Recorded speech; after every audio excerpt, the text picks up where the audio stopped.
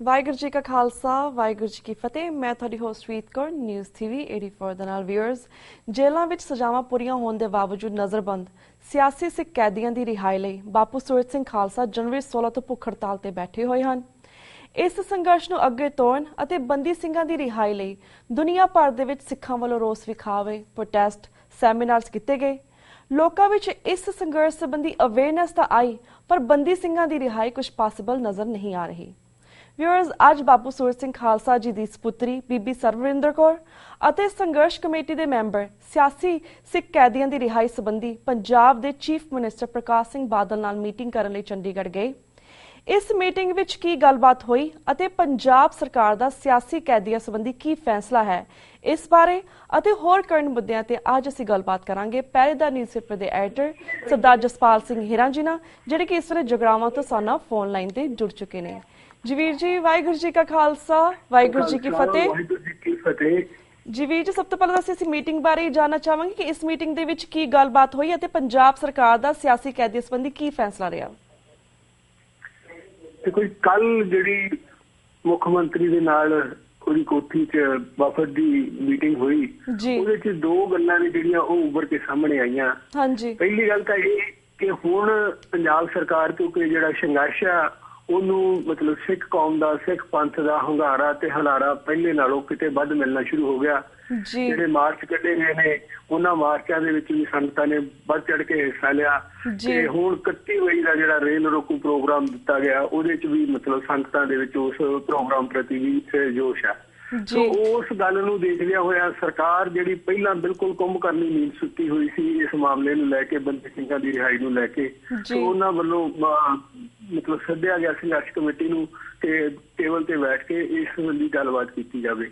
ਜਿਹੜੀ ਉੱਥੇ ਮੁੱਖ ਮੰਤਰੀ ਨੇ ਗੱਲਬਾਤ ਕੀਤੀ ਉਹਦੇ 'ਚ ਦੋ ਗੱਲਾਂ ਨੇ ਜਿਹੜੀਆਂ ਉੱਭਰ ਕੇ ਸਾਹਮਣੇ ਆਈਆਂ ਕਿ ਇੱਕ ਤਾਂ ਇਹ ਕਿ ਉਹ ਇਹ ਨਹੀਂ ਚਾਹੁੰਦਾ ਕਿ ਮੈਂ ਕੋਈ ਸਿੱਧਾ ਐਲਾਨ ਇਸ ਬਾਰੇ ਕਿ ਜਿਹੜਾ ਕੱਲ ਨੂੰ ਮਤਲਬ ਹਿੰਦੂ ਵੋਟ ਆ ਜਿਹੜੀ ਮੈਨੂੰ ਉਹਦਾ ਕੋਈ ਨੁਕਸਾਨ ਹੋਵੇ, ਕਿ ਮੈਂ ਕੋਈ ਸਿੱਧਾ ਐਲਾਨ ਕਰਾਂ ਕਿ ਮੈਂ ਆਹ ਬੰਦੀ ਸਿੰਘ ਨੇ ਜਿਹੜੇ ਇਹ ਪੰਜਾਬ ਸਰਕਾਰ ਇਹਨਾਂ ਨੂੰ ਰਿਹਾ ਕਰਨ ਦਾ ਐਲਾਨ ਕਰਦੀ ਆ, ਜਿਹੜੇ ਉਹਦੇ ਅਧਿਕਾਰ ਖੇਤਰ 'ਚ ਨੇ, ਈਵਨ ਕਿ ਉਹ ਵੀ ਐਲਾਨ ਕਰਨਾ ਨਹੀਂ ਚਾਹੁੰਦਾ। ਦੂਸਰਾ, ਕਿਉਂਕਿ ਸੰਘਰਸ਼ ਆ ਜਿਹੜਾ ਉਹਦੇ 'ਚ ਕੌਮ ਆ ਜਿਹੜਾ ਉਹਦਾ ਰੋਸ ਤੇ ਰੋਹ ਵੱਧਦਾ ਜਾ ਰਿਹਾ, ਉਸ ਤੋਂ ਵੀ ਇਸ ਵੇਲੇ ਸਰਕਾਰ ਆ ਜਿਹੜੀ ਉਹ ਡਰ ਰਹੀ ਆ ਕਿ ਆਉਣ ਵਾਲੇ ਦਿਨਾਂ ਦੇ ਵਿੱਚ ਇਹ ਸੰਘਰਸ਼ ਆ ਜਿਹੜਾ ਕਿ ਕੋਈ ਵੀ ਰੂਪ ਲੈ ਸਕਦਾ। ਸੋ ਉਹ ਦੋਨੇ ਗੱਲਾਂ ਨੂੰ ਮਤਲਬ ਪੈਰਲਲ ਰੱਖ ਕੇ ਇਸ ਪਾਸੇ ਨੂੰ ਜਿਹੜਾ ਸਰਕਾਰ ਨੇ ਕਦਮ ਵਧਾਇਆ ਤੇ ਉਹਨੂੰ ਵੇਖਦਿਆਂ ਹੋਇਆ ਕੱਲ ਜਿਹੜੇ ਗੱਲਾਂ ਤੇ ਅਖੀਰ ਤੇ ਆ ਕੇ ਮਤਲਬ ਗੱਲਾਂ ਉੱਭਰ ਕੇ ਨਿਖਰ ਕੇ ਸਾਹਮਣੇ ਆਈਆਂ।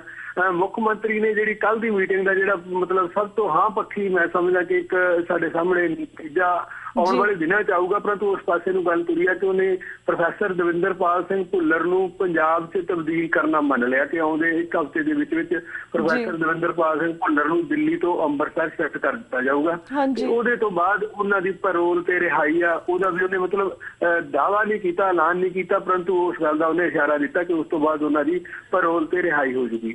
ਸੋ ਜੇ ਮੁੱਖ ਮੰਤਰੀ ਨੇ ਇਹ ਗੱਲ ਮਤਲਬ ਸੱਚੇ ਮਨੋਂ ਕੀਤੀ ਆ, ਉਹਦੀ ਨੀਤ ਆ ਜਿਹੜੀ ਉਹ ਸਾਫ਼ ਆ, ਕੋਈ ਬਦਨੀਤੀ ਨਹੀਂ, ਤਾਂ ਕੱਲ ਦੀ ਗੱਲਬਾਤ ਦੇ ਸਿੱਟੇ ਤੋਂ ਇਹ ਨਿਕਲਦਾ ਕਿ ਆਉਣ ਵਾਲੇ 15-20 ਦਿਨਾਂ ਦੇ ਵਿੱਚ ਪ੍ਰੋਫੈਸਰ ਦਵਿੰਦਰਪਾਲ ਸਿੰਘ ਭੁੱਲਰ ਦੀ ਰਿਹਾਈ ਆ ਜਿਹੜੀ ਉਹ ਹੋ ਸਕਦੀ ਆ।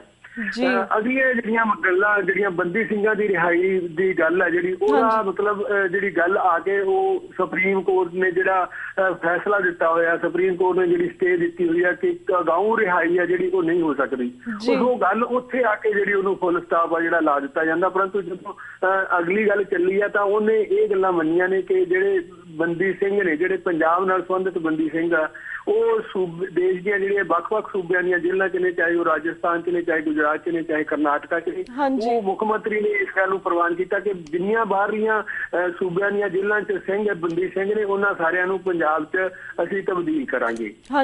ਅਗਲੀ ਗੱਲ ਜਿਹੜੀ ਉਹਨੇ ਮਤਲਬ ਕਹੀ ਉਹ ਕਾਨੂੰਨ ਦੇ ਦਾਇਰੇ 'ਚ ਹੀ ਆ, ਜਿਹੜੀ ਕਿ ਜਿੰਨਾ ਬੰਦੀ ਸਿੰਘਾਂ ਦੀ ਪੈਰੋਲ ਹੋ ਸਕਦੀ ਆ, ਸਰਕਾਰ ਉਹਦੇ 'ਚ ਕੋਈ ਅੜਿੱਕਾ ਨਹੀਂ ਬਣੂਗੀ, ਉਹਨਾਂ ਦੀ ਪੈਰੋਲ ਆ ਜਿਹੜੀ ਉਹ ਕਰਵਾਈ ਜਾਊਗੀ, ਜਿਨ੍ਹਾਂ ਦੀ ਜ਼ਮਾਨਤ ਹੋ ਸਕਦੀ ਆ ਉਹਨਾਂ ਦੀ ਜ਼ਮਾਨਤ ਕਰਵਾਈ ਜਾਊਗੀ। ਸੋ ਇਹ ਕੱਲ ਜਿਹੜੀ ਗੱਲਬਾਤ ਹੋਈ ਆ, ਕੁੱਲ ਮਿਲਾ ਕੇ ਉਹਦਾ ਨਤੀਜਾ ਸਾਡੇ ਸਾਹਮਣੇ ਇਹ ਹੀ ਆਉਂਦਾ ਕਿ ਇੱਕ ਪਾਸੇ ਪ੍ਰਕਾਸ਼ ਸਿੰਘ ਬਾਦਲ ਆ ਜਿਹੜਾ ਉਹ ਇਹ ਨਹੀਂ ਚਾਹੁੰਦਾ ਕਿ ਮੈਂ ਜਿਹੜਾ ਮਤਲਬ ਬੰਦੀ ਸਿੰਘਾਂ ਦੀ ਰਿਹਾਈ ਆ ਜਿਹੜੀ ਉਹ ਸਰਕਾਰ ਵੱਲੋਂ ਸਿੱਧੇ ਸਪਸ਼ਟ ਐਲਾਨ ਨਾਲ ਹੋਵੇ। ਦੂਸਰੇ ਪਾਸੇ ਜਿਹੜੀਆਂ ਕਾਨੂੰਨ ਦੀਆਂ ਮੋਰੀਆਂ ਨੇ, ਚੋਰ ਮੋਰੀਆਂ ਨੇ, ਉਹਨਾਂ ਦਾ ਲਾਹਾ ਦੇ ਕੇ ਉਹ ਇਹ ਵੀ ਚਾਹੁੰਦਾ ਕਿ ਜਿਹੜਾ ਸੰਘਰਸ਼ ਆ ਇਹ ਕਿਤੇ ਹੋਰ ਤਰ੍ਹਾਂ ਮਤਲਬ ਸੰਘਰਸ਼ ਭਖਦਾ ਕੋਈ ਹੋਰ ਰੂਪ ਨਾ ਲੈ ਜਾਵੇ ਉਸ ਪਾਸੇ ਤੋਂ ਵੀ। ਸੋ ਇਹ ਕੱਲ ਟੋਟਲ ਜਿਹੜੀ ਗੱਲਬਾਤ ਹੋਈ ਆ ਉਹਦਾ ਜਿਹੜਾ ਮਤਲਬ ਸਾਰ ਅੰਸ਼ ਆ ਉਹ ਇਹ ਆ। ਜੀ thank you so much for that information ਵੀਰ ਜੀ। ਜਿਸ ਤਰ੍ਹਾਂ ਵੀਰ ਜੀ ਇੱਕ ਪਾਸੇ ਸਾਡੇ ਬੰਦੀ ਸਿੰਘ ਭਰਾ ਨੇ ਜਿਹਨੇ ਆਪਣੀਆਂ ਸਜ਼ਾਵਾਂ ਪੂਰੀਆਂ ਕਰ ਚੁੱਕੇ ਨੇ ਐਂਡ ਉਹਨਾਂ ਨੂੰ ਰਿਹਾ ਨਹੀਂ ਕੀਤਾ ਜਾ ਸਕਦਾ, ਦੂਸਰੇ ਪਾਸੇ ਜਿਹੜੇ Gurmeet Singh Pinky also known as Pinky cat ਜਿਹੜਾ ਆਪਣੀ ਸਜ਼ਾ ਪੂਰੀ ਕੀਤੇ ਤੋਂ ਬਗੈਰ ਹੀ ਬਾਹਰ ਘੁੰਮੀ ਜਾ ਰਿਹਾ। Even deputy inspector general of police DS Dhillon ਦਾ ਵੀ ਕਹਿਣਾ ਹੈ ਕਿ ਪਿੰਕੀ ਇੱਕ ਬਹੁਤ ਜ਼ਿਆਦਾ ਸੁਲਝਿਆ ਹੋਇਆ ਪੁਲਿਸ ਵਾਲਾ ਸੀ, ਬਹੁਤ ਚੰਗਾ ਪੁਲਿਸ ਵਾਲਾ ਸੀ। ਇਸ ਦੀ ਬਦੌਲਤ ਹੀ ਪੰਜਾਬ ਦੇ ਵਿੱਚ ਜਿਹੜੇ ਖਾੜਕੂ ਸਿੰਘ ਸੀਗੇ ਉਸ ਸਮੇਂ ਦੇ ਵਿੱਚ ਫੜੇ ਗਏ ਸੀਗੇ ਐਂਡ ਇਸ ਲਈ ਉਹਨੂੰ ਜਲਦੀ ਰਿਹਾ ਕਰ ਦਿੱਤਾ ਗਿਆ। Also home minister Rajnath Singh ਨੂੰ ਵੀ ਪਿੰਕੀ ਜਾ ਕੇ ਮਿਲਿਆ ਹੈ। ਇਸ ਸਭ ਨੂੰ ਤੁਸੀਂ ਕਿਵੇਂ ਵੇਖਦੇ ਹੋ? ਇਸ ਬਾਰੇ ਤੁਸੀਂ ਕੀ ਕਹਿਣਾ ਚਾਹੋਗੇ? ਦੇਖੋ ਕੱਲ ਇਹ ਮੁੱਦਾ ਵੀ ਜਿਹੜਾ ਵਾਰ-ਵਾਰ ਉੱਥੇ ਉੱਠਿਆ ਕਿ ਜੇ ਪਿੰਕੀ ਵਰਗੇ ਕੈਟ ਨੂੰ ਉਮਰ ਕੈਦ ਤੋਂ ਰਿਹਾਈ ਮਿਲ ਸਕਦੀ ਹੈ ਤਾਂ ਉਹਨਾਂ ਬੰਦੀ ਸਿੰਘਾਂ ਨੂੰ ਜਿਹੜੇ ਆਪਣੀ ਸਜ਼ਾ ਕਿਤੇ ਸਜ਼ਾ ਤੋਂ ਵੱਧ ਵੀ ਕਿਤੇ ਵੱਧ ਸਮਾਂ ਹੋ ਗਿਆ ਜੇਲ੍ਹਾਂ 'ਚ ਬੈਠਿਆਂ ਨੂੰ ਉਹਨਾਂ ਨੂੰ ਕਿਉਂ ਨਹੀਂ ਰਿਹਾ ਕੀਤਾ ਜਾਂਦਾ? ਸੋ ਤੁਸੀਂ ਹੈਰਾਨ ਹੋਵੋਗੇ ਕਿ ਮਤਲਬ ਬਾਰ-ਬਾਰ ਇਹ ਮੁੱਦਾ ਜਿਹੜਾ ਹਰ 3 ਮਿੰਟ ਬਾਅਦ ਇਹ ਮੁੱਦਾ ਸਾਹਮਣੇ ਆਉਂਦਾ ਰਿਹਾ ਕਿ ਪਿੰਕੀ ਕੈਟ ਆ ਜਿਹੜਾ ਉਹਨੂੰ ਕਿਵੇਂ ਰਿਹਾ ਕਰ ਦਿੱਤਾ ਗਿਆ। ਸੋ ਮੁੱਖ ਮੰਤਰੀ ਬਾਦਲ ਨੇ ਇਸ ਬਾਰੇ ਇੱਕ ਵੀ ਸ਼ਬਦ ਆਪਦੇ ਮੂੰਹੋਂ ਨਹੀਂ ਕੱਢਿਆ। ਉਹਦੇ ਜਿਹੜੇ ਸੈਕਟਰੀ ਬੈਠੇ ਸੀ ਉਹਨਾਂ ਨੇ ਜ਼ਰੂਰ ਇੱਕ ਦੋ ਵਾਰ ਉਸ ਦੀ ਸਫਾਈ ਦੇਣ ਦੀ ਕੋਸ਼ਿਸ਼ ਕੀਤੀ ਹੈ ਕਿ ਉਹਦਾ ਮੁੱਦਾ ਜਿਹੜਾ ਹੋਰ ਸੀ ਤੇ ਇੱਕ ਉਹਦੀ ਰਿਹਾਈ ਸੀ ਜਿਹੜੀ ਉਹ ਸੁਪਰੀਮ ਕੋਰਟ ਦੇ ਆਰਡਰ ਹੁਕਮ ਆਉਣ ਤੋਂ ਪਹਿਲਾਂ ਅਗਾਊ ਰਿਹਾਈਆਂ ਬਾਰੇ ਹੁਕਮ ਆਉਣ ਤੋਂ ਪਹਿਲਾਂ ਉਹਦੀ ਰਿਹਾਈ ਸੀ ਜਿਹੜੀ ਹੋ ਚੁੱਕੀ ਸੀ।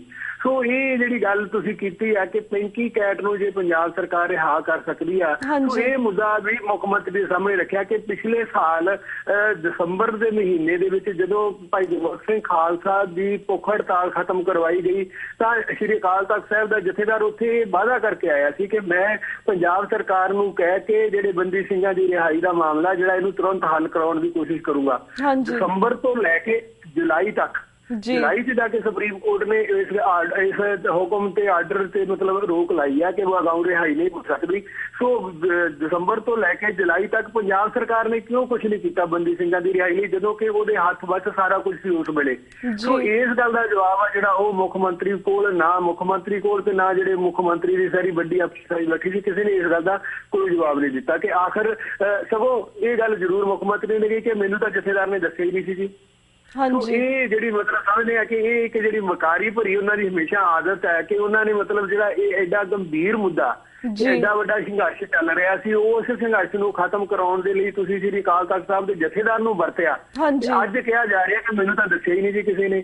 ਸੋ ਇਹ ਜਿਹੜੀ ਤੁਸੀਂ ਸਮਝ ਹੀ ਸਕਦੀ ਹੈ ਸਮੁੱਚੀ ਸਿੱਖ ਕੌਮ ਕਿ ਇਹ ਸਰਕਾਰ ਆ ਜਿਹੜੀ ਉਹਦੀ ਬਦਨੀਤੀ ਆ ਪੂਰੀ ਤਰ੍ਹਾਂ ਉਹ ਬੰਦੀ ਸਿੰਘਾਂ ਨੂੰ ਰਿਹਾ ਜਿਹੜਾ ਉਹ ਨਹੀਂ ਕਰਨਾ ਚਾਹੁੰਦੀ ਆਪਣੇ ਬਲਬੂਤੇ ਤੇ। ਇਹ ਗੱਲ ਬਿਲਕੁਲ ਨਿਖਰ ਕੇ ਸਾਹਮਣੇ ਆਉਂਦੀ ਆ। ਜੀ ਬਿਲਕੁਲ ਅਮੀਵੀਰ ਜੀ, ਇਸ ਮੀਟਿੰਗ ਦੇ ਵਿੱਚ ਇਹ ਵੀ ਸੁਣਨ ਵਿੱਚ ਆਇਆ ਸੀ ਕਿ ਜਸ ਪ੍ਰਕਾਸ਼ ਸਿੰਘ ਬਾਦਲ ਨੇ ਇਹ ਵੀ ਕਿਹਾ ਕਿ ਬਾਪੂ ਸੂਰਤ ਸਿੰਘ ਆਪਣਾ ਫਾਸਟ ਜਿਹੜਾ ਆਪਣੀ ਭੁੱਖ ਹੜਤਾਲ ਛੱਡ ਦੇਣ ਤਾਂ ਅਸੀਂ ਬੰਦੀ ਸਿੰਘਾਂ ਨੂੰ ਰਿਹਾ ਕਰਾਂਗੇ। ਇਸ ਵਿੱਚ ਕਿੰਨੀ ਕੁ ਸੱਚਾਈ ਹੈ? ਨਹੀਂ ਉਹਨੇ ਇਹ ਜ਼ਰੂਰ ਕਿਹਾ ਕਿ ਬੰਦੀ ਹੁਣ ਜਦੋਂ 2-3 ਗੱਲਾਂ ਨੇ ਜਿਹੜੀਆਂ ਫਾਈਨਲ ਹੋ ਗਈਆਂ ਨੇ, ਪ੍ਰੋਫੈਸਰ ਭੁੱਲਰ ਵਾਲੀ ਗੱਲ ਹੋ ਗਈ ਆ, ਬਾਹਰਲੇ ਸੂਬਿਆਂ 'ਚ ਬੈਠੇ ਸਿੰਘਾਂ ਵਾਲੀ ਗੱਲ ਹੋ ਗਈ ਆ, ਪੈਰੋਲ ਵਾਲਿਆਂ ਵਾਲੀ ਗੱਲ ਹੋ ਗਈ ਆ, ਜ਼ਮਾਨਤ ਵਾਲਿਆਂ ਵਾਲੀ ਗੱਲ ਹੋ ਗਈ ਆ। ਜਦੋਂ ਮੈਂ ਮਤਲਬ ਜਿਸ ਤਰ੍ਹਾਂ ਉਹਦੀ ਆਦਤ ਆ ਕਿ ਜੇ ਮੈਂ ਜੋ ਤੁਸੀਂ ਕਿਹਾ ਮੈਂ ਉਹ ਪ੍ਰਵਾਨ ਕੀਤਾ ਉਹ ਤੁਸੀਂ ਮੇਰੀ ਇੱਕ ਬੇਨਤੀ ਪ੍ਰਵਾਨ ਕਰ ਲਓ ਕਿ ਜਾ ਕੇ ਬਾਪੂ ਸੂਰਤ ਸਿੰਘ ਖਾਲਸਾ ਨੂੰ ਮੇਰੇ ਵੱਲੋਂ ਅਪੀਲ ਕਰੋ ਕਿ ਉਹ ਆਪਣਾ ਜਿਹੜੀ ਭੁੱਖ ਹੜਤਾਲ ਆ ਉਹ ਖਤਮ ਕਰ ਦੇਣ। ਨਾਲ ਦੀ ਨਾਲ ਉਹਨੇ ਇਹ ਵੀ ਕਿਹਾ ਕਿ ਜਿਹੜਾ 31 ਮਈ ਦਾ ਰੇਲ ਰੋਕੂ ਪ੍ਰੋਗਰਾਮ ਆ ਇਹਨੂੰ ਵੀ ਤੁਸੀਂ ਖਤਮ ਕਰ ਦਿਓ।